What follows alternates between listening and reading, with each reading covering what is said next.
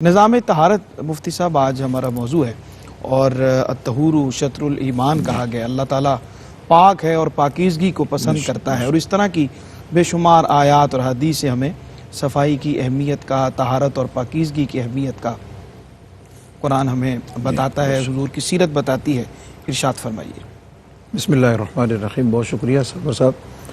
قرآن مجید فرقان حمید کی متعدد آیات اس بات پر شاہد ہیں کہ اللہ رب العزت کی محبت انسانیت کی معراج ہے۔ ٹھیک، یعنی کسی کی خوشبختی کی انتہا یہ ہے کہ اللہ اس سے محبت فرمانے لگتا ہے۔ سبحان اللہ، سبحان اس کے لیے رب العزت نے قرآن مجید میں مختلف جگہ پہ خود وضاحت فرمائی ہے کہ میں کن سے محبت کرتا ہوں، ٹھیک، میرے محبوب کون ہیں۔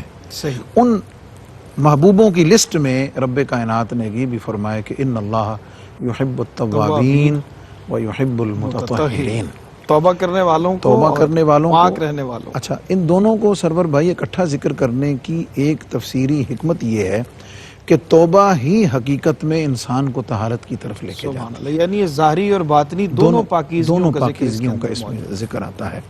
اب جب طہارت کی ہم بات کرتے ہیں، جیسا کہ آپ نے حدیث پاک کا بھی حوالہ دیا ہے، حضور علیہ السلام کا فرمان ایک میں یہ کہ الطہور شطر الایمان، کہ طہارت ایمان کا حصہ ہے، جز ہے، اور ایک اور حدیث پاک میں ہے الطہور نصف الایمان، کہ طہارت جو ہے وہ ایمان کا آدھا ہے۔ اچھا، اب جب ہم اس طہارت کی تفصیل میں جاتے ہیں تو اس سے مراد انسان کے ظاہر کی پاکی بھی ہے، باطن کی پاکی بھی ہے، اس کی سوچ کی پاکی بھی ہے، اس کے کلام کی پاکی بھی ہے، اس کے کردار کی، اس کے گفتار کی، اس کے معاملات کی، الغرض ہر چیز جو ہے اس میں پاکی، نظافت اور لطافت چاہیے۔ نبی علیہ السلام کی جب ہم بات کرتے ہیں اور اس پر غور کرتے ہیں تو حضور علیہ السلام کی ایک تو شان طہارت ہے نا جی، اس سے اوپر ایک شان لطافت ہے۔ سبحان اللہ، سبحان وہ شان لطافت کا درجہ شان طہارت سے بھی کہیں اوپر ہے، اللہ اکبر، کہ ہر وہ شے جو اس طہارت والی شان کو مقدر کرنے کی طرف اشارہ بھی کر سکتی ہے، نبی علیہ السلام اس سے بھی پاک اور اس سے بھی منزہ ہے۔ کیا بات۔ اور ظاہر کی بات آئے تو سورہ مدثر میں اللہ تعالیٰ نے فرمایا وَثِيَابَكَ فَطَهِّرْ، سبحان اللہ، کہ اپنے کپڑوں کو پاک رکھیے۔ کیوں کہ یہ ظاہر کی جو پاکی اور صافی ہے۔ اچھا، ایک اور بات، ایک ہوتا ہے صاف ہونا، ایک ہوتا ہے پاک ہونا، اللہ، یہ دونوں چیزیں الگ الگ ہیں۔ الگ ہیں۔ ٹھیک، ہو سکتا ہے کہ ایک چیز صاف ہو لیکن پاک نہ ہو۔ صحیح صحیح۔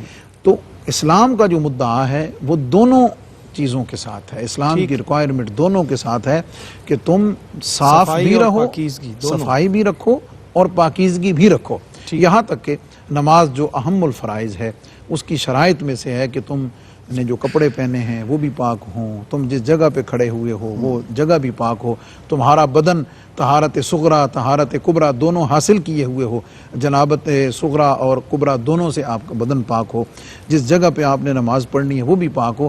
کیوں کہ آپ ایک پاکی کے ماحول میں رہتے ہوئے ہی اس پاک بارگاہ کی طرف اپنی عبادت کے سفر کو شروع کر سکتے ہیں۔ تو یہ ایک پوری زندگی کو، زندگی کے تمام معاملات کو پورے نظام طہارت ہے جو انسان کی شخصیت میں، انسان کے ماحول میں، بلکہ ہمارے بزرگ تو فرماتے تھے کہ ایک جانور جو ہے نا جی، بکری، وہ بھی جب کسی جگہ بیٹھتی ہے نا تو وہ کھر مار کے جگہ کو صاف کر کے بیٹھتی ہے۔